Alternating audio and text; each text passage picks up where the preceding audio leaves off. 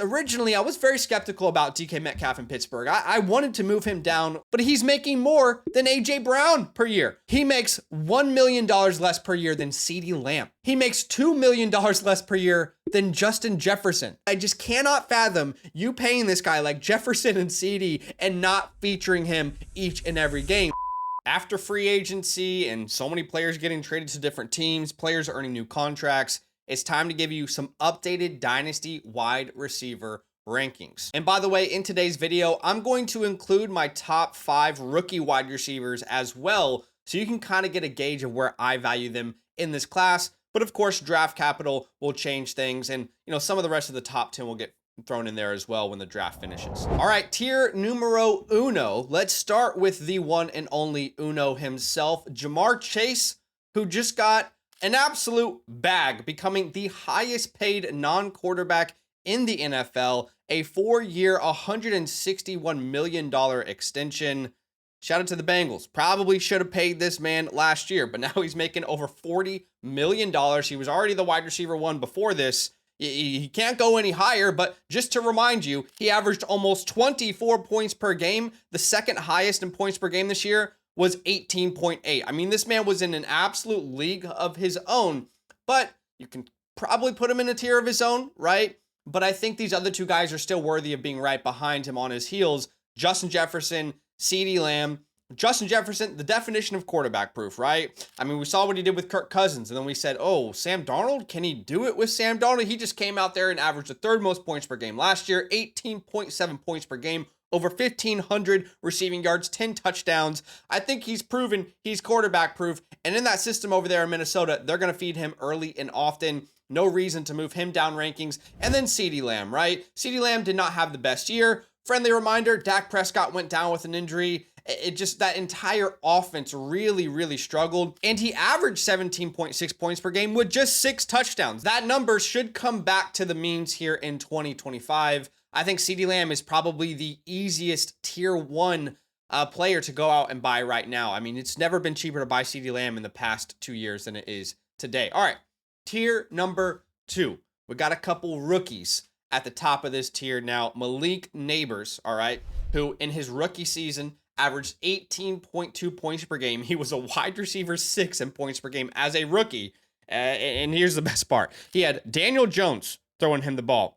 He had the guy working at your local Kroger's throwing him the ball. The guy working at your local AutoZone. By the way, nothing wrong with that. Nothing wrong with that. But these were the guys throwing him the football, and he still found a way to score over 18 points per game, the wide receiver 6 in that category. Now, there's talks about maybe Joe Flacco, Aaron Rodgers, Russell Wilson. I don't know exactly what it's going to look like for him at the time of recording this, but if any of those guys are signed, it's going to be wheels up because it's an improvement based off what he previously had. Let's not overthink the young king who has had an historic rookie season. And right behind him, Brian Thomas Jr. I said this 3 months ago. I'll say it today. Wherever you have Malik Neighbors, you need to have Brian Thomas Jr.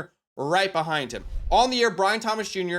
averaged just about 17 points per game. But if you actually look from week 10 onwards, that money stretch, he was averaging over 19 points per game. He averaged more points per game from week 10 onwards, again, that money stretch, than Malik Neighbors, Justin Jefferson, Drake London, Ladd McConkey, Terry McLaurin, CeeDee Lamb, AJ Brown. I mean, Brian was balling, and he didn't even have his quarterback one either. Trevor Lawrence went down, Mac Jones stepped in, and he overcame the situation. I think the offense is going to be far better with Liam Cohen there. Thinking about what Liam Cohen did in that Bucs offense for Mike Evans, he just has such a great history of supporting these number 1 alpha receivers. And Liam's already come out in multiple interviews and said, he's going to be our guy. We're going to focus the offense through him. He's going to get a lot of work. I love to hear that. At number 6, Puka Nacua, staying in the same tier, but just moved down 2 spots for me since my last iteration of this. Of course, they bring in Davante Adams. We'll talk about that in a second. I'm not necessarily worried about Puka Nacua with Davante Adams being there. I mean, how many years do we need to see of Sean McVay and Matthew Stafford producing multiple fantasy wide receivers, multiple top 12 finishes? I mean, you can go all the way back with Sean McVay, at least, to the days with Jared Goff, where he had Brandon Cooks, Cooper Kupp, Robert Woods, they had 3 guys finish top 15 that one season. Then we've had multiple seasons with Matthew Stafford having Cooper Kupp, Puka Nacua. So it's not a situation that I think you should be concerned about. Don't forget, Puka Nacua this year averaged the 2nd most points per game, more points per game than Justin Jefferson, Amon-Ra St. Brown, Malik Neighbors. And, obviously the injuries is the main concern. I think right now it's like, can we just get a healthy season? Because this man is going to have a chance to, go at the number 1 finish at some point in his career.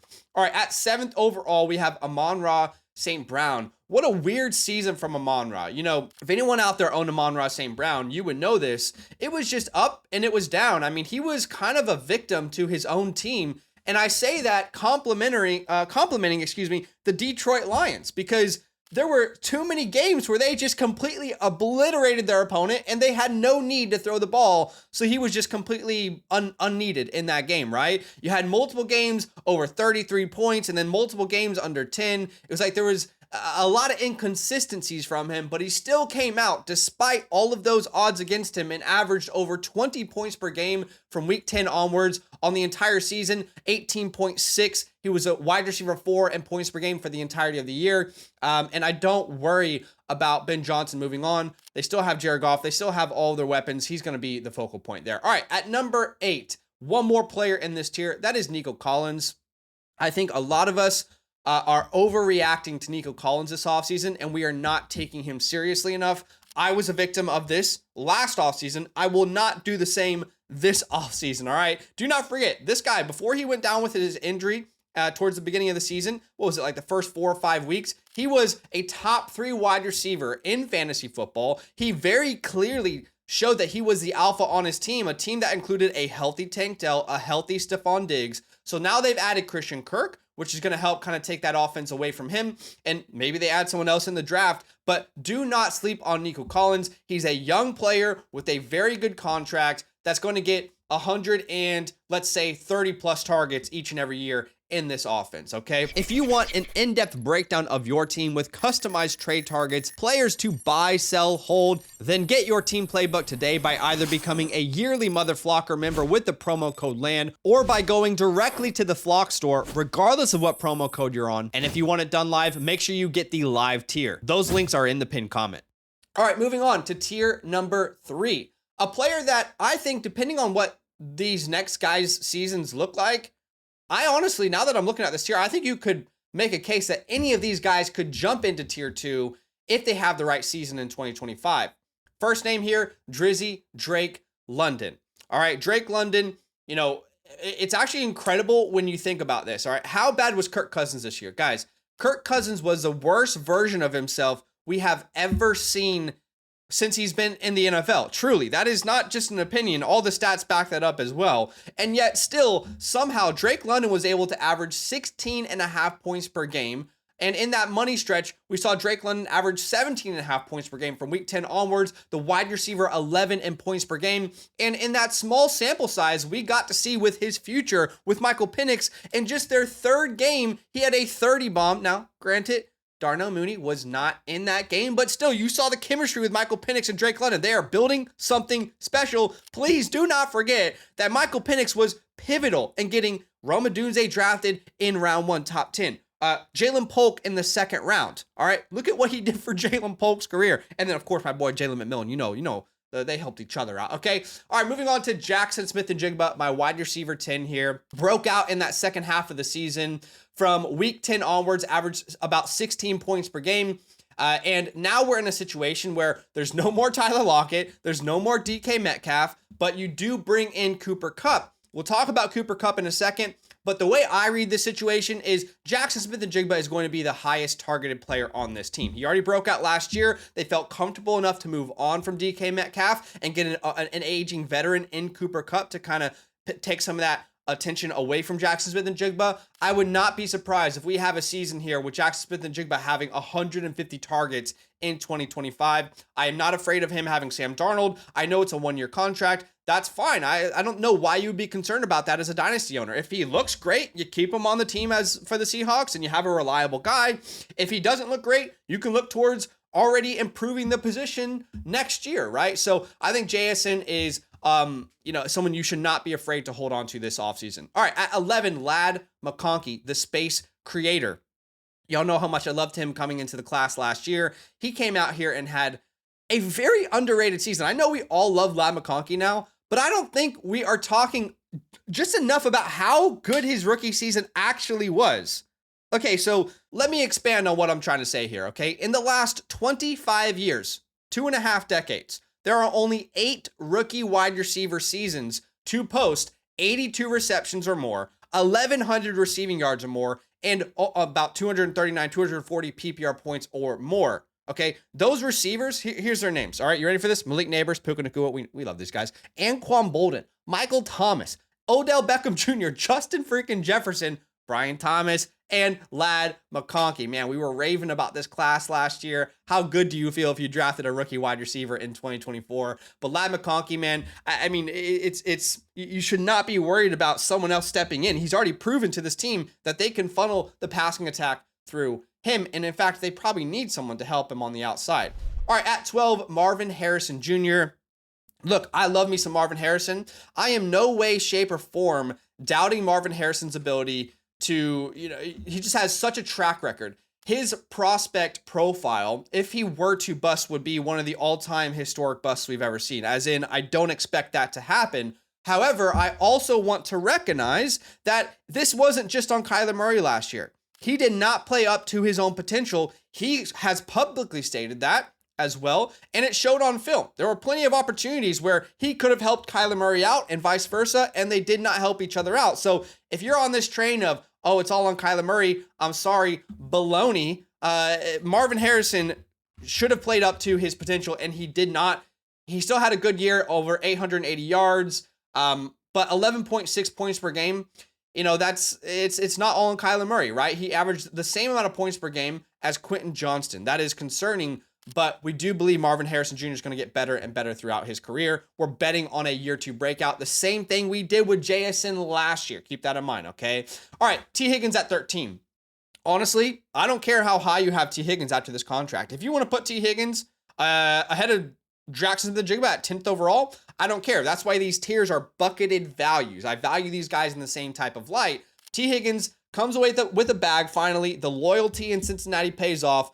4 years, $115 million, makes him a top 10 paid wide receiver on a average, salary per year basis. And don't forget, guys, that last year, we're talking about a player in T. Higgins who was 5th in points per game amongst wide receivers. Now, look, he only played 12 games. I hear that. If you're out there and you're concerned about his health and you want to sell him high, you can make a case for that. But this is a guy, when he's on the field, every single time he's on the field, he's helping you win fantasy football games, right? 18.5 points per game, more points per game than Malik Neighbors, CeeDee Lamb, Nico Collins, Mike Evans last year. I mean, he was absolutely fantastic. From week 10 onwards, the money stretch, he averaged 20 points per game and helped me win a couple leagues myself. So we're going to put him at 13th overall. At 14, we've got Rashee Rice. All right, look, I've been team Rashee Rice for a long time now. We bought him last year at a big discount, I feel. I still think you can buy him this year at a discount in certain leagues. People, talking about the injury, the suspension, there's a discount there for you to attack this offseason still. Let me remind you that Rashee Rice, before his injury in 2024, this is where he ranked, okay? He was 6th in targets per game. This was his averages at 9.7. He was 3rd in receptions per game, 2nd in receiving yards per game, 3rd in fantasy points per game at 21.6, and he was a wide receiver 2 overall before he went down with an injury. And again, before that injury, he had one of the top utilization rates of any receiver in the entire NFL. He had a higher target share and yards per route run than Jamar Chase and Justin Jefferson in that span. So again, I implore you, please go take advantage of this injury suspension discount, because this is the future of the Kansas City offense. This is the next Travis Kelce for this team, where they funnel the offense through.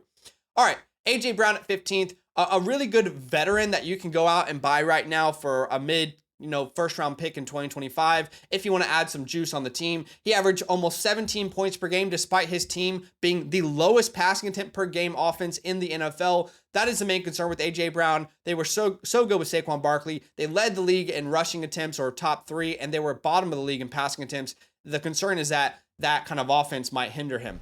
All right, at 16th overall, we have Garrett Wilson, the last name in this tier. Okay, so Garrett Wilson and Justin Fields, Obviously, they have inbuilt chemistry from their Ohio State days.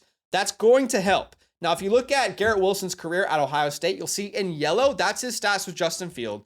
In green, that's his stats with CJ Stroud. Now, the crucial context here that you need is that in the year 2020, the Buckeyes only played 8 games due to the COVID season. So Garrett Wilson was on track to have a better year than he had in 2021. So there is that inbuilt chemistry. Don't forget, I know you've already heard it probably from a lot of people, but Garrett Wilson, this could be a DJ Moore situation. Justin Fields gave DJ Moore his best ever season in the NFL with hyper targets. That could be the same thing here in New York. All right, tier number 4.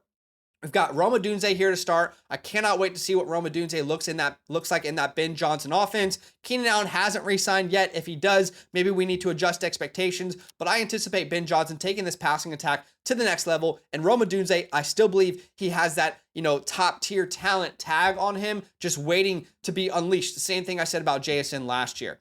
All right, at 18 and 19, we have my wide receiver 1 tied range right here for the rookie class. That is Luther Burden. That is Tet McMillan. I won't waste my time debating these two guys. I like both of them. I've been very steadfast this entire offseason saying I like Tet McMillan. I just don't think there's a consensus number 1. I think there are 3 guys you can put in that category, and I'll explain why my third isn't in this tier right now. But Luther Burden, obviously dominating out of the slot. I believe he can play inside, outside, just an absolute nightmare after the catch. I think he's a better route runner. He has better deep speed, and he's got better hands than people give him credit for. Now, at 19, Tet McMillan is a fantastic player himself, right? At one point, I told people a realistic comp is Mike Williams, and people came on the stream and they destroyed me, but I was trying to explain to people, Mike Williams coming out of Clemson, I mean, he had a better statistical profile than Tet McMillan, and they both won in very similar ways.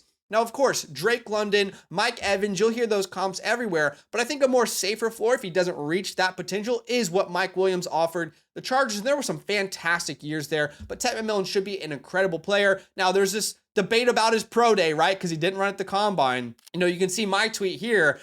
There were people replying to his tweet where I saw he had a 4.48. I woke up and I saw that and I thought, that's an incredible number. Why is the comment section under here so negative? I did not expect him to run a 4.48. Then later on, Dane Brugler tweeted that he was told by 2 different NFL teams that he ran a 4.55. So it could be some of the pro day home cooking for Tet McMillan on the hand clock, if you will, for the 40-yard dash. But ultimately, people way overrate these tests anyway. The film is more important than anything else.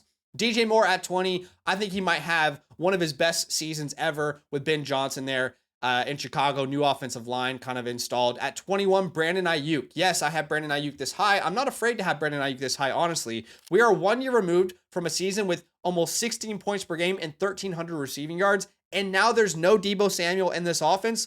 He has a long-term deal still. He should feast again in 2025. And we have seen plenty of examples of wide receivers come back after an ACL injury and have dominant, seasons the next year. Cooper Kupp was one of the latest ones to come to mind back with the Rams. All right, at 22, Devonta Smith. Look, Devonta Smith is in this tier just because he's just such a safe asset. I really don't think Devonta Smith is winning you leagues. At least he hasn't. But he has been like that reliable glue guy, in your starting lineup. We're talking about a guy, Devonta Smith, who this year averaged about, 15.2 points per game this year. He was very, very good. 17th wide receiver in points per game. But again, a part of an offense that is primarily built around the run game. When they're on the goal line, they're going to have the tush push. When they're dominating most of these games because they have the best defense in the NFL, they're going to let Saquon Barkley run buck wild in the second half of these games. And that's what we saw in 2024, which again led to a team that had the least passing attempts per game. You think about all these options in there. What if they draft someone, they add a tight end? I mean, you've already got A.J. Brown, Saquon, Devonta Smith. There are just so many mouths to feed here. And I just can't put Devonta Smith higher than that. At 23, we've got Travis Hunter, who again is tied with the Luther Burden and Tet McMillans for me of the world when I'm purely just evaluating Travis as a wide receiver. In fact, I've said this many times, but if I knew Travis Hunter was playing receiver, he'd be my wide receiver 1 unquestioned. Like, he would be a top tier guy. My comp for him, my ceiling comp for him, if he was to play wide receiver, is like CeeDee Lamb.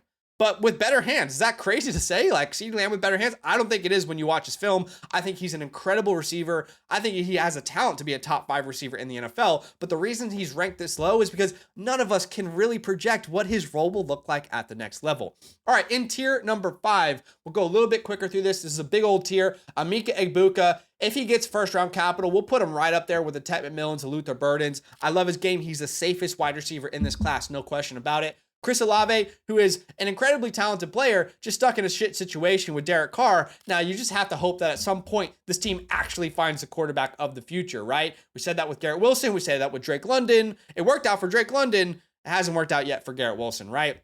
DK Metcalf at 26 overall. Again, if you take out these rookies, that more puts him around, 22? Now, I'll be honest. Originally, I was very skeptical about DK Metcalf in Pittsburgh. I wanted to move him down really far in my rankings. But I'll tell you why I kind of turned a leaf. And if not, you might even be able to put him ahead of Devonta Smith if you feel so strongly about him.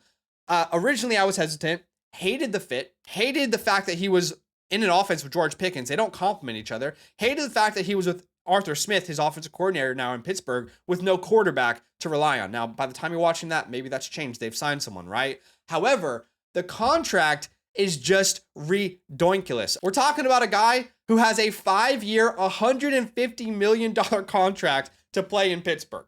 Guys, I don't know if you understand how drastic that is, okay? Because this wasn't talked about enough.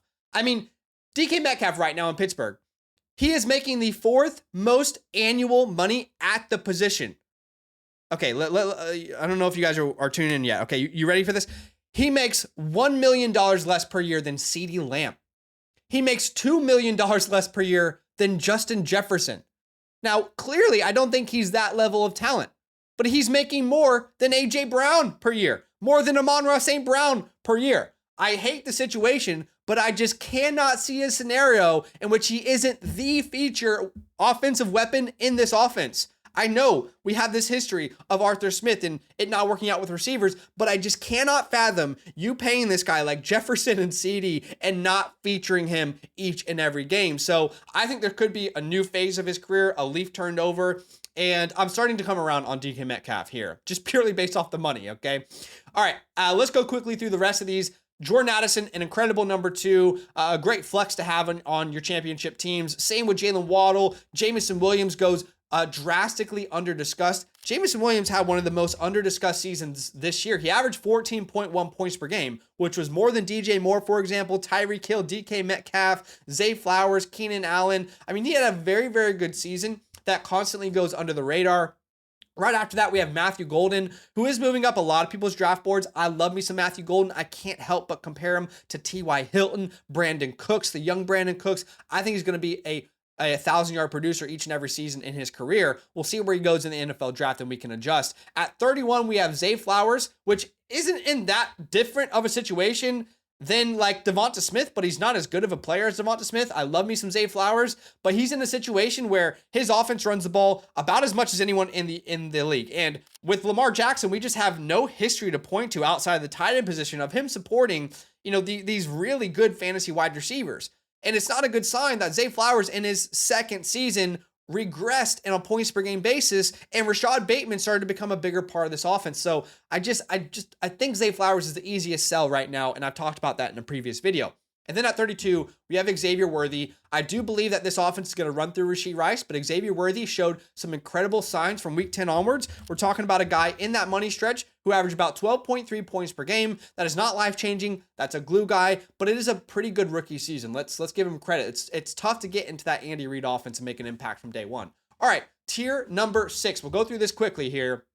Terry McLaurin, veteran, had an incredible season last year with Jaden Daniels in a great situation. Deebo Samuel's there, but I can't put him much higher because of that age, right? At 34, Ricky Pearsall, about to step into a buttload of opportunities with Deebo Samuel moving on. He has a chance to become the number 2 wide receiver for this team, and don't forget he was a first-round pick. At 35, Tyreek Hill, and then Davante Adams. I think Tyreek Hill's a really good buy for any veteran competing teams out there. Davante Adams, you cannot convince me that there was a single better location for Davante Adams this offseason for fantasy football purposes than the Los Angeles Rams. I mean, this is the perfect spot for him. It is by far the best spot for him. He signs a 2-year, $46 million deal. He is going to probably finish top 15 in points per game this year if he stays healthy. If Devonta Adams is healthy every single game, and so is Matthew Stafford, he has a top 12 ceiling in points per game this year. I just can't rank him too much higher than this because of the age, right? At 37, we have Chris Godwin, who just signed a 3-year extension with the Tampa Bay Bucks, had an incredible year last year. I have to be slightly hesitant because Jalen McMillan did break out. We also had a serious injury to Chris Godwin's ankle, so the money is good to see that the Bucks are confident in him, but I do need to slightly lower my expectations and put him here at 37. At 38, George Pickens takes a massive hit. I have no idea how to value George Pickens. In fact, I would say George Pickens is the #1 wide receiver in my confused mindset rankings as far as what the hell do I do with this guy? I have no idea. I'd be willing to sell him for like the 201 at this point. Jerry Jeudy comes in at 39, probably going to be the #1 wide receiver in Cleveland for a new quarterback. At 40, we have Khalil Shakir, who, if you take out the rookies, he's more like 35. I think he's a very, very good flex for these deeper leagues that you're in, your start 9, 10, 11s. Has a 4-year deal worth $60 million. But keep in mind, that is just 27th amongst wide receivers in average annual income. So it's not like they paid him this big old payday. Even Christian Kirk in his day was a top 10 receiver when he went to the Jags on an average annual basis. So they got a really good value there with Khalil Shakir. We've got Jaden Reed after that, who I still think is going to have a great career, and Mike Evans. Evans is a little bit lower than these other guys because I think his type of game could fall off quicker than those other names, those route runners. All right, in tier 7, we'll go through this pretty quickly. Cooper Kupp leads this tier. I'm sure you've been wanting to hear about Cooper Kupp. Signs a 3-year, $45 million deal with the Seahawks, comes back to Washington. My question is, how does this fit with Jackson Smith and Jigba? If you look at slot snaps in 2024, I tweeted this out recently. JSN played about 84% of his snaps in the slot. Kupp played about 65% of his snaps in the slot. And again, I just question exactly how this is going to work. These guys do not complement each other necessarily, and I don't think Cooper Kupp can win on the outside right now. Every separation analytic is going to tell you that he struggles versus man coverage now. You look at his entire career, Cooper Kupp, he has never had a single season under 55% of his snaps in the slot. So I'm not exactly sure how it will work out. Maybe they'll put JSN more on the outside, but Cooper Kupp actually shared his thoughts on this. He said, you got to learn the whole offense because you can be in any of these spots at any time. You can't think of yourself as just a slot. I think JSN did some stuff the same stuff last year, playing inside outside. So I think they're going to play JSN a little bit more on the outside. It's a little confusing. All right, and then to end this tier, we've got Courtland Sutton, a good veteran with 1 year left. Deebo Samuel, who's a good buy for contending rosters. Josh Downs, Michael Pittman, 2 great receivers stuck in quarterback purgatory. Jalen McMillan, who definitely takes a tumble. As much as I love him, I can't sit here and be bullish on Jalen McMillan when Mike Evans and Chris Godwin are there on long-term deals, right? Keon Coleman, wasn't a big fan of him last year, but I still think his career is yet to be written. Juwan Jennings, who could step into big workload here without Deebo Samuel, Jacoby Myers, and Darnell Mooney. Now, last time I did this video, I did include Rashid Shaheed, and I got yelled at by the comment section. I tried to find a way to put him in there, guys, but I can't put him ahead of any of the guys on this tier, and I only wanted to do the top 50. I exceeded that. Let me know what you guys think in the comments below. I appreciate you watching the video. Drop a like, subscribe, and I'll see you in the next one. Nothing but love. If you're thinking about supporting us in this economy, that's big love, and you deserve love in return. So for every yearly Mother Flocker member who uses the promo code LAND, we're giving out a free team playbook, our 2025 rookie report, access to all premium tools, free site vouchers, and of course, a huge thank you from the LAND crew. You're far too kind. That's love.